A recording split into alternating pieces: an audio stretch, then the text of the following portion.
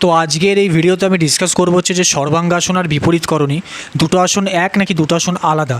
তো ভিডিওটা স্টার্ট করা যাক। সর্বাঙ্গাসন আর বিপরীতকরণী দুটো আসন কিন্তু সম্পূর্ণ আলাদা, একরকম কিন্তু নয়।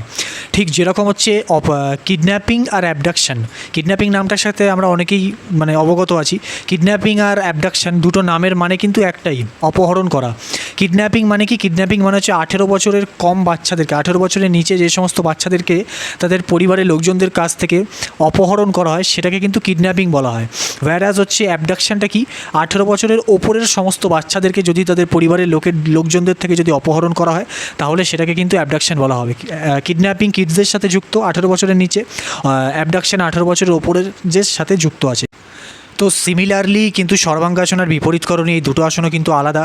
সর্বাঙ্গাসন করলে ঘাড়ের স্ট্রেংথ বৃদ্ধি পায়, ঘাড়কে মজবুত করতে সাহায্য করে। যাদের লো ব্লাড প্রেশার আছে তারা সর্বাঙ্গাসন করলে বেনিফিট পাবে। কোর মাসেলকে স্ট্রং করতে সাহায্য করে, এছাড়াও কিন্তু ওভারঅল বডির ব্লাড সার্কুলেশনকে ইমপ্রুভ করতে সাহায্য করে, থাইরয়েড গ্ল্যান্ডকে স্টিমুলেট করতে কিন্তু সাহায্য করে। ওয়্যারাজ বিপরীতকরণী যাদের হাই ব্লাড প্রেশার আছে তারা বিপরীতকরণী করতে পারে, এবং সর্বাঙ্গাসন যারা করতে পারছেন না তারাও কিন্তু বিপরীতকরণী করতে পারবে। সর্বাঙ্গাসনের সমতুল্য বেনিফিট না পেলেও কিন্তু তার কাছাকাছি বেনিফিট পাবে।